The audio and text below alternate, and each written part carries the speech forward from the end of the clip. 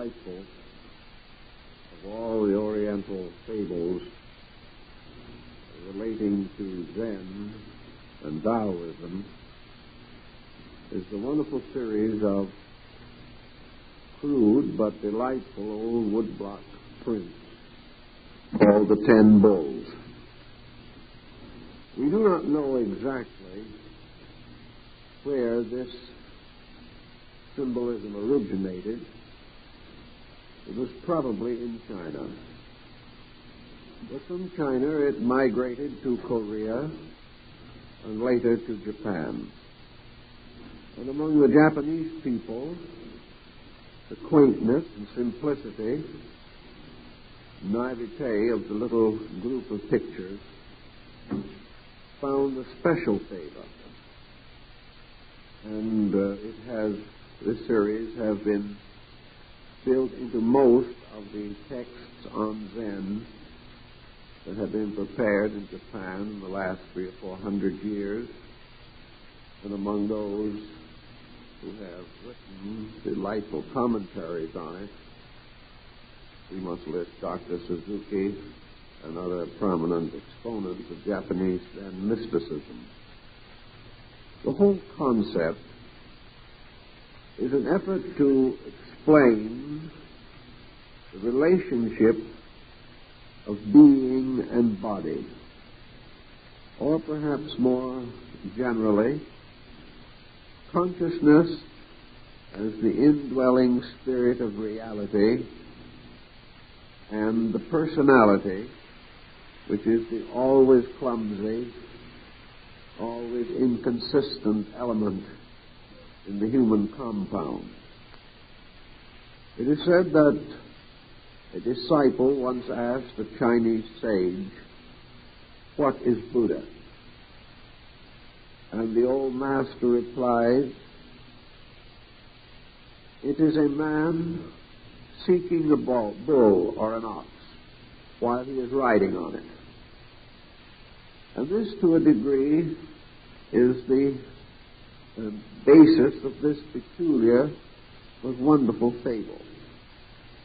The human being, according to Zen and Taoism, consists of a principle manifesting mostly as an instinct, and a personality manifesting mostly as an appetite. So there is a continual struggle in the human compound between principle and personality, between the instinct to achieve to some noble destiny and the appetite which holds us to the commonplace. The personality of man is likened, therefore, to this bull or ox. It is represented, to begin with, as in a wild and primitive state, living in a very pleasant valley and used to the concept of perfect liberty. This ox, like a young horse that has never been ridden, has no concept of ever being bound to the service of anything.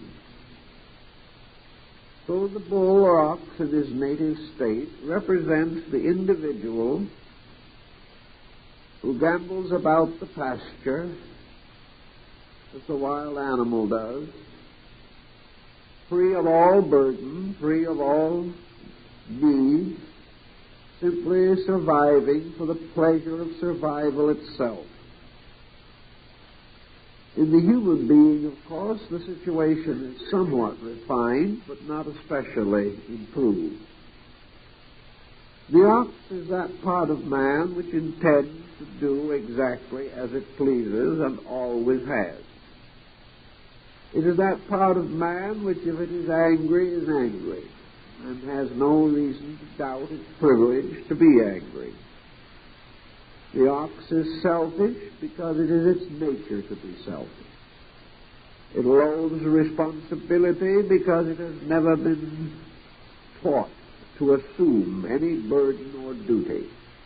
It carries no load, it serves no purpose, and it tills no field. This ox also represents whatever the individual at the moment is resolved to accomplish. His wants, his desires, his appetites, his ambitions, all these are part of the study of the black ox. And this creature has never even considered the possibility of being something other than it is. And here is where we get very close to the beginning of our Zen and Taoist study. That is the realization that any creature can become something that it is not. That is, it can manifest attributes or qualities the existence of which it is not aware. Surely the potential has to be there, for man cannot be that which he lacks the root or substance for. But he can have thoughts that he never expected to have. He can live in a way that is different from his common and general feeling about the proper way to live. So it is part of the Zen philosophy that it is conceivable that the human being can control his own personality. Now, at first, this doesn't sound like a very extraordinary achievement. Many people will say instantly that they can control themselves. A person told me not long ago that they had marvelous self-control. The only thing is they never had any desire to use it. And that is about where the situation rests. We are all quite certain that we can do anything we want to do. But when the time comes, we never want to do anything very different from what we have done. And if the desire to do something better does come along, it lasts only a little while, goes to sleep again unfulfilled. But in Zen, there is this definite belief, this preachment, that man can take hold of his own life. He may have been born impatient and lived half his lifetime in an impatient mood, but it is possible for him to be patient. He may have lived in a highly competitive way, seeking only the satisfaction of his own desire. But it is possible for this person to be unselfish. He may never achieve this possibility in a present life, but it is still a possibility. For any individual can do that which he wills to do. He can control his temper. He can refine his nature. He can overcome bad habits. He can break the bonds of alcoholism or narcotics if he wants to. If he has the deep and serious determination to be better than he is, and the willingness and the consistency to improve, there is nothing reasonable to man that he cannot accomplish. So our little scene opens in the story of the bull with a boy, the shepherd, or the keeper of the cattle, who is holding in his hand a very tempting morsel of green fodder and trying to attract the attention of the large black bull that is rushing by, going in the opposite direction from the boy. The boy is going one way, and the bull is cheerfully going in the opposite way. And the boy is holding out his morsel of food to try to lure the bull over. This is the approach. This is the beginning of the struggle to bring the personality under the control of principles or of realities. And as the personality goes its headlong way across the pasture, the boy holds out the green herb. And on the side of the hill back of the boy is a pine tree growing. And in the sky above the bull is a very deep, heavy cloud. There is a setting for this particular situation. And the setting is the beginning of the Buddhist Zen Taoist preachment. The herb that the boy is holding out as an inducement is the hope that through self-control the individual will escape misery. This is the temptation which is intended to lure the bull to the point where he can be bridled. The hope always is that man, following his own personal, selfish, self-centered way, is finally going to become so miserable, so burdened with the inevitable consequences of his own conduct, that he will receive the first inspiration of leadership from the boy in the form of an answer to some immediate problem. As the individual goes along, sickness strikes him. His home is disrupted. His business does not succeed well. His friends depart from him. And he discovers that this wild life of freedom that he has thought so much about and labored so desperately to preserve isn't paying off anything. He is free, but freedom has become his bondage. The very liberties which he believed he wanted have led only to the excesses in his own nature which have crippled him and injured him.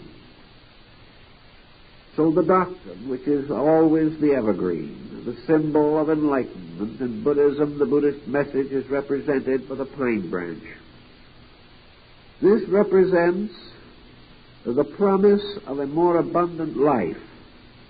It is the inducement also to bring conduct under the dominion of character, that health may be improved, that the daily problems that we face can be more easily overcome. And so the boy uses the only inducement that he can use. The bull is selfish, so the boy appeals to its appetite. And no matter how selfish we may be, we also want to be happy. And in our selfishness to be happy, we are brought gradually into the presence of learning. For we come to know in the end that only learning can make us happy. That only the improvement of our own minds and our own lives can solve the problems that make us unhappy. So the boy waves his luring bait before the animal. And when we turn to the second picture in this delightful series, we find that the animal has done the expected. He has gotten close enough to the boy for the boy to be able to put a halter on him. He has become more docile because he has gained confidence in the boy. He has gained confidence in the self. He found that when he came close and took the food that the boy offered, that no evil happened to him. The bull found that the food was tasty, that it was even more pleasant than that which was gained by going out and foraging for oneself. He also found that the boy was kind.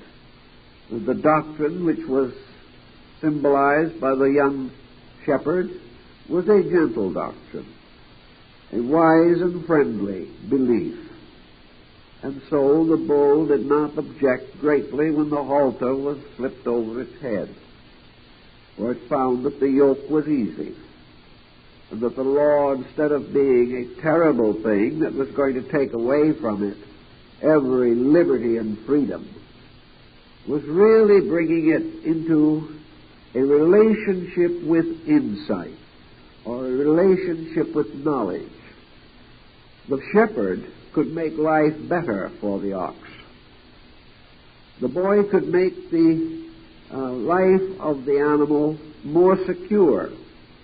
For human wisdom, or the wisdom of philosophy, can protect not only the inner part of man's nature, but also his outer nature as well, if man himself will permit. So a friendship is established between the ox and the boy. And the two together now head in the same direction. Through the beginnings of wisdom, a fraternity, a relationship, a kinship has been built between the consciousness in man and the body which must fulfill the works of consciousness. Buddha very directly in his own teachings explains that it is not the purpose of the doctrine to make the personality a troubled creature, or to take away from man any of the really good things which he can enjoy or hope to have. The purpose of consciousness is to enrich the person, so that the things we have become really meaningful, that joy becomes real joy, that insight becomes real insight, and that understanding becomes a practical instrument for the achievement of everything that is reasonable and desirable. Once man has accepted the yoke of the doctrine, everything in his life is made simpler, made more convenient for him. He moderates his intensities and has less pain and sorrow.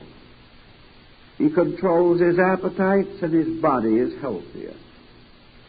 He achieves moderation of goods and his worries are fewer. And so under the guidance of the boy, the ox begins his gradual transformation. And you will notice in the picture that when the boy has finally got the bridle on the ox, the nose, the very tip of the ox's nose, has turned white. Up to that time it was all black. Of course, the black ox was the symbol of ignorance, of darkness, of benightedness. But after the yoke has been placed upon the animal, the place where the yoke is has turned white. This is the beginning of the transmutation of the ox. It is the beginning of the transformation of character.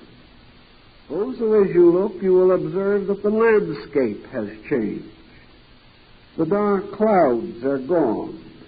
There are pleasant trees and mountains and a beautiful expanse of water. It is a very much more charming, verdant land than it was before. And the ox is slowly and ponderously turning in its course to follow the leadership of the boy. This is also the beginning of discipline. For in one hand now, the boy carries a rod. Now we do not see the boy injure the animal with the rod, but the thought or concept of discipline is introduced. In this case, the discipline represents the leadership of consciousness over the body. It means that the boy now has the advantage. He is able to command the body, and maybe reluctantly, the body will obey. It has been a very delicate operation to get this far in this partnership. And working as we do all the time with folks, I may say that getting that halter on to the bow has taken many a sincere person 10 or 15 years of hard work. Always remember that that first effort is the most difficult. We resent so desperately the very solutions to our problems. Worshipping this sense of the right to do anything we please, we forget to please to do anything. still we maintain that we have this inalienable right to be miserable, to fulfill whatever purpose we intend. And any subtraction from this privilege is tyranny, even though the teacher may be wiser than we are. If the teacher interferes with our right to do as we please, he is a tyrant. So it is quite a strategic undertaking to finally reach the point where the personality, with its mind, emotions, and psychic integration, is willing to accept the leadership of the consciousness itself. But here the bull has finally done so, and the end of its nose is appropriately emerging from the dark cloud of its own matter or materialism. And the reason why the end of the nose is probably so pictured first is because the first release is on the level of the most physical of our appetites.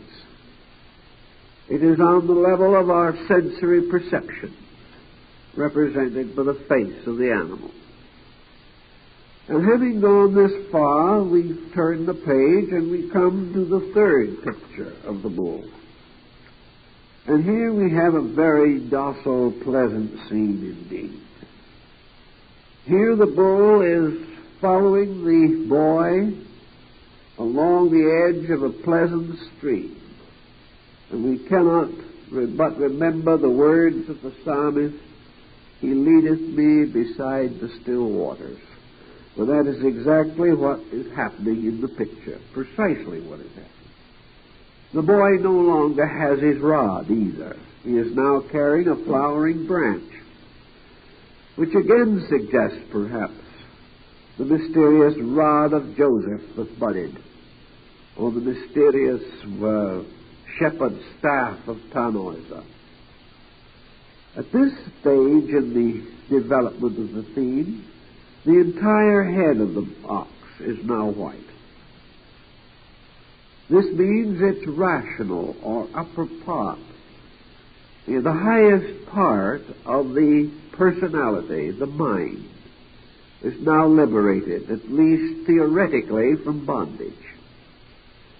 The ox, however, is still haltered, and the boy is still holding the cord. Principle must still lead. The consciousness must still direct the way. Otherwise, the ox would stray and would not continue its journey. But the mind, now having been relieved of its darkness, represented by the head turning white, shows an immediate fondness for the boy. The ox and the boy are now truly comrades. And the ox is very happy in this newfound relationship. And in this relationship we find something of philosophy. For in philosophy the mind has accepted the leadership of consciousness. The mind has taken over a certain rulership even over the body itself. Like the great enlightened thinker, the sage, the seer. The mind has resolved to follow in the footsteps of the leader, of the boy, and finds its greatest joy now in an obedience which once it resented. With the mind more clearly developed, the purposes of life become more obvious. It is no longer necessary to tempt the ox with better fodder or fine foods. It is simple enough for the ox to understand the commands of the boy. Therefore, in this scene, the boy is speaking to the ox, and the ox understands him. There is now the relationship between consciousness and an instrument being developed within the personality itself, which understands consciousness and can respond naturally and properly to the commands that consciousness gives. So here is almost the relationship of master and disciple in the old Eastern way of learning. For in the old way, the disciple was the servant of a master. Surely this servitude was done only for one purpose, the good of the disciple. But in all the older systems, the disciple was taught absolute obedience. He had no right to question or doubt the will of his teacher. He had only the right to accept immediately any demand placed upon him. And the demands were usually such as would humble his pride, or demand from him great patience or resignation, endurance and tranquility of spirit under pressure. These were the things that the philosophy of life dealt with. So now the ox, with its fine white head, follows quietly behind the boy. The rope is slack. The animal is following mostly of its own accord. It just needs a little leadership now and then. And consciousness itself turns back a little to encourage the ox to come along the way of life. Very simple, natural little pattern. The next theme, the transmutation of the ox, has continued, and now the area of the heart is white. The animal is white in the entire forepart of the body. This means that not only has the mind been regenerated and elevated, but now the emotions have been purified. The desires have been transformed. And the most difficult problem that man ever has to face, the pressure of appetite, has been successfully met. We can often reason things out. And if the reason has a chance, we may win. But when some terrible passion racks the body, we are unable to control. That which is a vast emotional strain eclipses reason, drives us from our reasonable purposes, blinds us to the consequences of our own conduct, and under the pressure or stress of emotion, we are no longer thoughtful or rational creatures. But now the bull or the ox has reached the point where this part of its nature is also transmuted and regenerated. And now another very interesting thing is happening. The boy is now tying the ox to a tree. This tying the ox to the tree instead of to the boy becomes therefore the next step or part of this transformation or transmutation. The boy represents the spirit, the consciousness, the insight, the natural good in man, seeking to bring the body into a state of redeemed relationship with life. But the tree has a greater meaning. And also the mystery of Buddhism. The tree plays a tremendously important part. It was under a tree in the garden of the palace of Kapilavastu that Buddha was born. It was under a tree at Bodh Gaya near Madras that the Buddha was illuminated. And it was under a group of trees on the Indian roadside that Buddha entered the Parinirvana. All through his life, the symbol of the tree went with him.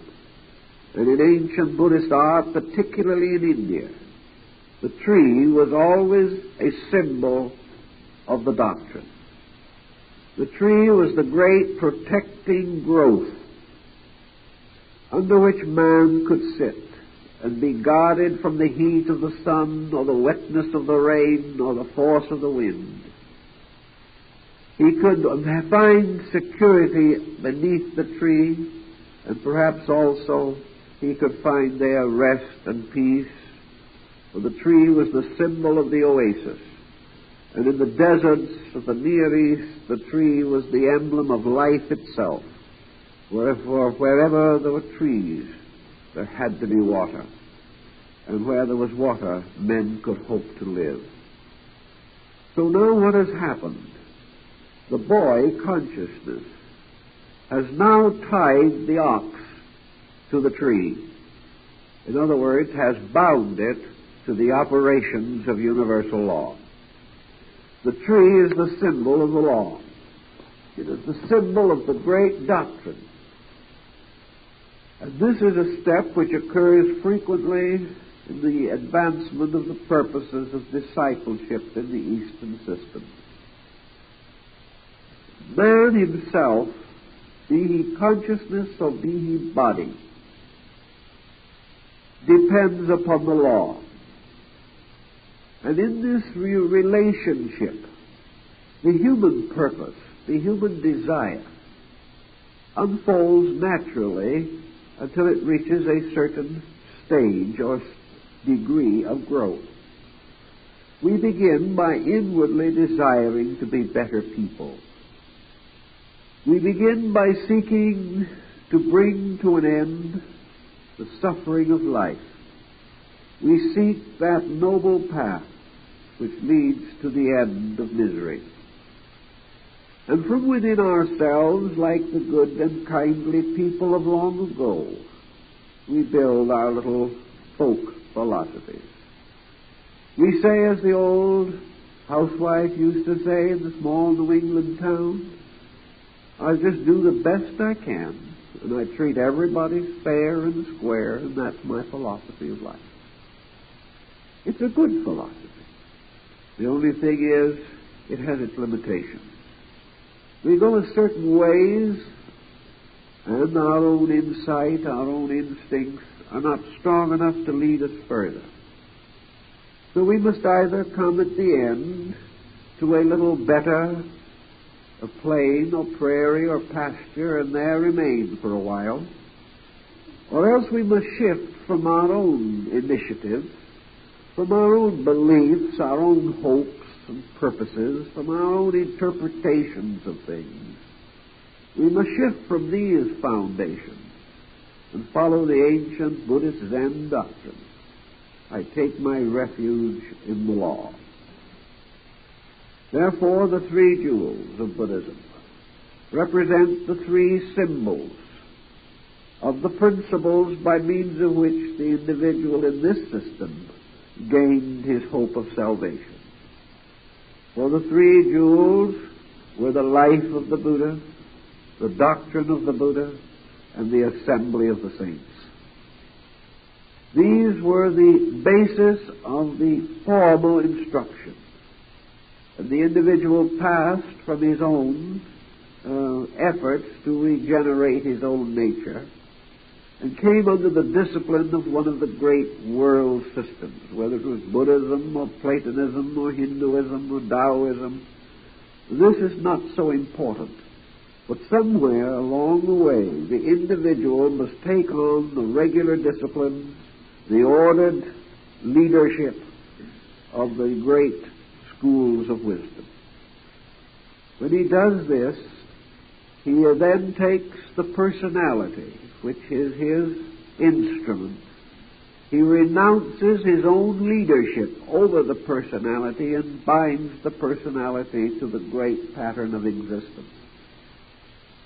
He therefore releases the bull from his own control and takes the opportunity to give the animal the strongest leadership, the strongest center, the strongest support possible by binding it to the tree, by tying it to the immovable doctrine, the unchangeable basic law of existence. For it's this way the bull comes into the best instruction, the best leadership, the best help that it can possibly receive. Then also by releasing the bull or ox from his own leadership, man escapes a further negative possibility in his own nature. It is possible that man will renounce all the different things of life. He will renounce a fine home and become a wanderer, homeless upon the face of the earth, like the monks of old. He will renounce honors, like the Taoist mystics of the Diamond Mountains, and go off into hermitage in the hills, refusing to hold public office or have any part in the transactions of business or barter or exchange. He may give his wealth to the poor and his body to be burned. He may renounce everything that he possesses, and still he has not renounced selfness. He has not renounced this mysterious something within the individual that makes him determined in some way to achieve his own purpose, regardless of anything. The Buddhist warns that even the determination to become enlightened can be a fixation of the mind, which will restrain and limit the disciple. The resolution to be good can quickly become an ambition, a gratification of the psychic determination. The resolution to help others can become the basis of a glamorous self-centeredness. Almost anything that the individual desires to do can lead on to more desiring, and thus prevent the final achievement of the end that is most desired, liberation from desire. For unless man is able to achieve freedom from the instinct of desire, he can never completely release himself from the net and web of appetites and from all the illusions and delusions that the mind can be afflicted by. So sometimes when we think that we have reached a high plateau of vision, we are really only under some form of paranoid pressure, and we do not know the difference. So the boy ties the bull to the tree and gives up the leadership of the bull. The boy now has no longer the right to control or to dictate or to direct or to demand anything from the animal. The animal, or the personality, the symbol of the transitory mind and emotions, has now been turned over to the law, to be established in it forever. And the need of the bull is now that it shall obey the law and not the shepherd. It shall obey the infinite itself and no longer the personal consciousness of man, even though this consciousness may be essentially well-intentioned. So the boy finally sacrifices and gives up his friend, the bull, who is now rather an odd-looking animal with considerable areas of white. The forelegs are white, the shoulders and the chest are white. The transmutation is going on, but the boy is no longer the master of the bull. It has released it.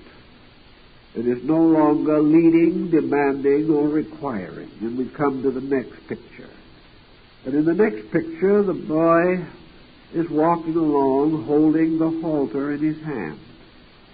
Behind him is the bull. The bull is now white to the midriff and is really becoming quite an amazing-looking animal.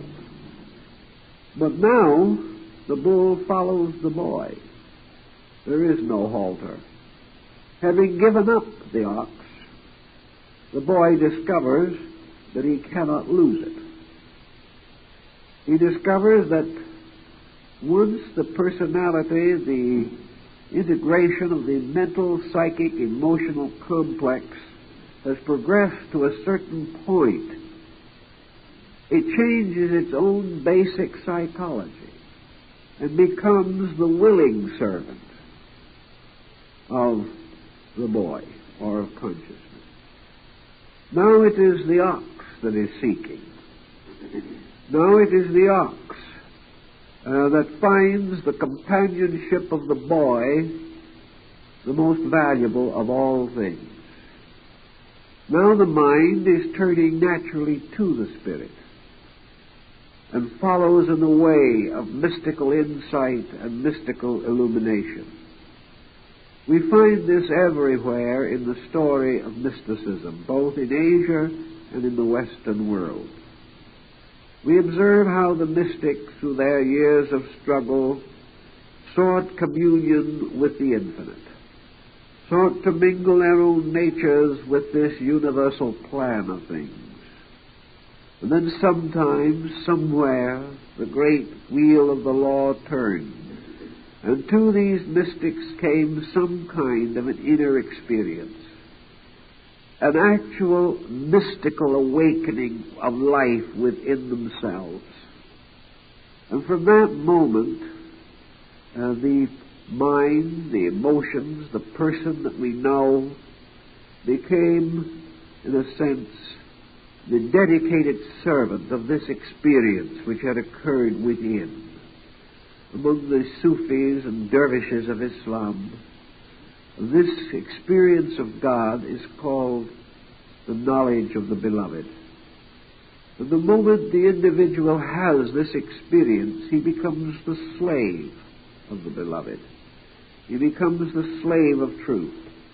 He follows resolutely in its way, daring all things, patiently, inevitably, following with humbleness but continuity the subtle thread of doctrine that must lead through the mystic maze of things to the final presence of reality. So now the person has turned and pursues the man. The bull, having achieved this greater enlightenment of itself, having redeemed more and more of its own nature, having purified its own parts with increasing insight, begins to sense the need of consciousness. There comes a point in our own experience of life, each of us, where that which at one time we had to discipline ourselves to achieve suddenly becomes the most necessary of all things. As inner experience grows, as the divine takes precedence over the human in the mysterious structure of our being, man suddenly longs for reality. To him it suddenly becomes the all-purpose of things. Whereas before he was looking for the gratifications of the flesh, now he seeks the exaltations of the Spirit. So quietly and patiently, and in a very friendly way, the ox now follows the boy without a halter. There is no need any longer of controlling the animal. The animal has found its own light and now chooses to be the companion of the Spirit. And the garden and the foliage of the mountainside and the general view is most delightful. And even though the engraving is extremely crude, there is a look of extraordinary contentment on the face of the ox. The ox is well pleased with the whole thing. The personality now follows the way of the Spirit toward truth. In the next picture, the ox truly has been made to lie down in green pastures. It is very comfortably curled up on the ground, and now almost all of its nature is white. There is just a small patch of black at the rear with the tail. Otherwise, the ox has now been entirely transmuted. And it listens with great delight, presumably, to the boy, who, seated nearby, is charming the bull by playing upon a flute. Here, the spirit truly is entertaining the ox. And the ox is very peaceful, subdued, and quiet. This begins to suggest the teachings of yoga. For in all these Eastern symbols, the flute, with its several openings, becomes a symbol of the mantram and the mudra, the magic vibratory tones and patterns, the secret steps of inner wisdom, the meditations and the contemplations, by means of which man gradually brings the total personality to peace.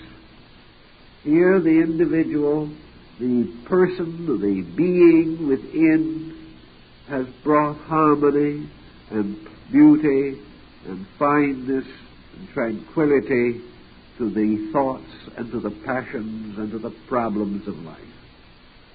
We now have that beautiful pastoral concept of man at peace with all parts of himself and in complete conformity with nature.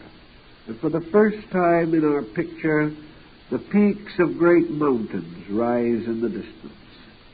There is a new and universal vista opening. The peaceful soul, dwelling always in the music of reality, is here something like the East Indian concept of the bull, seated while the divine flutist, Krishna, plays the wonderful melodies of the spirit. The spirit, the self, is the great musician, the great harmonizer, the one that strikes the vibrant chords of life, is now entertaining the personality, the outer nature, which has been brought into complete and perfect harmony. The whole scene suggests meditation. It suggests that the individual has now reached a point in which he has achieved quietude. And in the quietude of his own inner life, he hears for the first time what Pythagoras called the music of the spheres. He begins to be aware of the celestial harmonies which cannot be heard because of the constant cry and the constant shout and confusion of mortal life. It is only when man is still, quiet, detached from all worldliness, that the wonders of the inner life can be made known to him. It is in this quietude that he hears the voice of the silence. It is in this quietude that the Spirit of God comes close to him, as this Spirit walked in the garden in the cool of the evening in the old story of Genesis. So here is truly a happy, peaceful, contented scene. And to most people who could hope for such an end, this is paradise itself. All is peace, all is contentment, all is happiness and rest. The striving and the struggle ends, and the individual seemingly has reached his goal. But in the Eastern Zen philosophy, this is not the end. This is only a pleasant interlude. This is a promise of still greater things to come, more to be accomplished. But it is certainly the dividing point which brings in the second half of the series. Being the sixth picture, it is the first of a second set of 5 which together make the entire pattern. Here we see the contemplative taking over, the inner life becoming victorious, and the individual turning more and more to the mysteries of the internal in the development of his discipleship and the patterns which lead to his emancipation. Now, at this stage of the picture, we see in view 7 that there is no longer any halter on the ox. The ox has had the halter removed. Also, All of its body is now white. The boy is now sitting on the far bank of a stream which flows between him and the ox. And the boy is sitting under a tree very quietly in meditation. And the ox is drinking deeply of the waters of everlastingness. Here we have the self which has found its ultimate peace and security. We find the contemplating consciousness detached from all the labors of things, and the great liberation which wisdom brings into the life of the person who is truly wise. The wise man is not one who is able to resist temptation, for beyond this is a greater virtue, the simple virtue of being untouched by temptation. Instead of being strong in the presence of problem, the individual is problemless. Instead of controlling his emotions, he finds that they no longer arise within him to be controlled. But when he has reached the point represented by this picture, and his nature has been fully inwardly transmuted, then there is no longer any need for the eternal watchfulness of consciousness over the conduct of the person. Consciousness is no longer a policeman. Morality, ethics, conscience are no longer the heartless dictators of conduct. The enlightened mind, the redeemed emotions, the purified body, these are now dwelling forever in peace together. There is no longer any problem, any rise of problem. Nothing can lure the consciousness away from the simple dignity of its own peacefulness. Though there may be confusion around it, it will never be confused again. It has formed its inward pact with reality. And the individual then has the strange freedom of being able to do anything that he wants to do, because he will never want to do anything that isn't good. This is a very high degree of your Zen mysticism, but it is represented in this picture. The boy is no longer even watching the ox. The ox is now completely subdued, and it drinks of the edge of a stream which in this view divides it from the boy. And in the Buddhist philosophy, and also in most other religions, by the way, you have this stream of water. In the old Christian theology, it was the Jordan, and the old hymns about gathering on the other shore to welcome souls that have come finally to the bank of the river between this world and the next. The Egyptians had their celestial Nile that flowed through the Elysian fields, making them fertile. And in Buddhism there is a strange ocean across which the ship of the doctrine carries souls to peace and truth.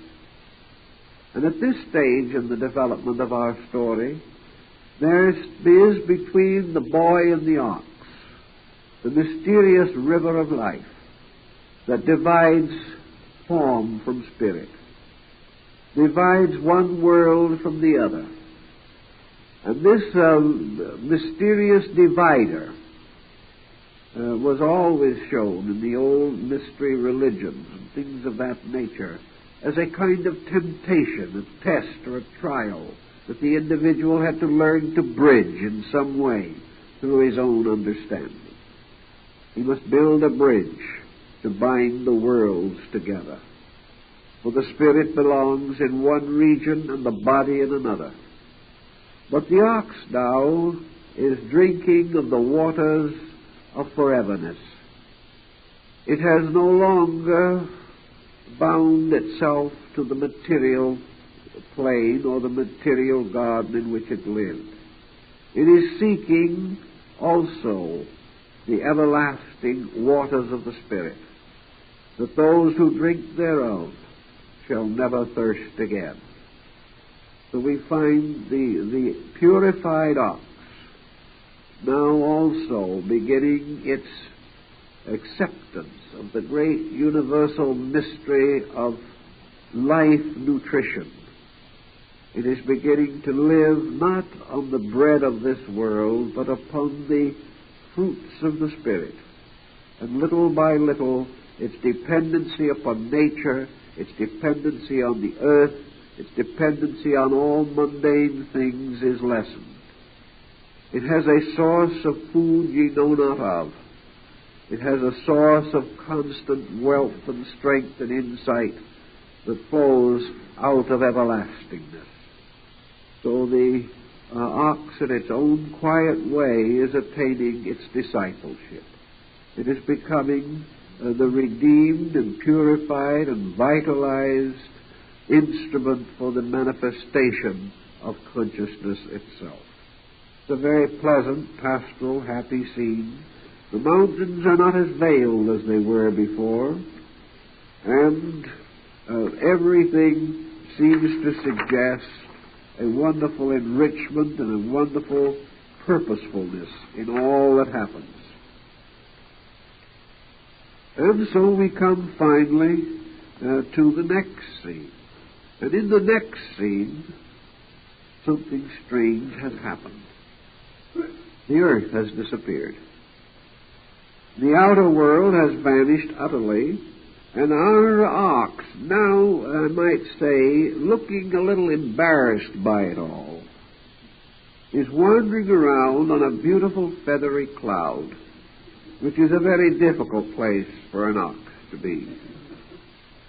It seems to be almost up to its knees in clouds, and it is becoming almost like the mysterious heavenly ox of the Chinese fable of the Bridge of Magpies, which is one of the old legends, of the shepherd boy and his ox, and the spinning maiden who wove the garments of the star gods. It's a very beautiful old Chinese fable. But now the ox is beginning to look the embarrassed part of a saint in its own right. The boy is still there, but he seems to be standing on some intangible ground also. There are no longer any mountains, there are no longer any rivers, but in the sky is a ball that may represent the sun, and also 4 stars linked together with lines, the ancient Chinese way of representing a constellation. So the bull is now being picked up, or gathered up like the Mithraic bull that was raised to become the constellation of Taurus. Now the symbol of the personality is moved out of worldliness entirely, and the individual, having achieved a very much higher state of meditation, is now advancing into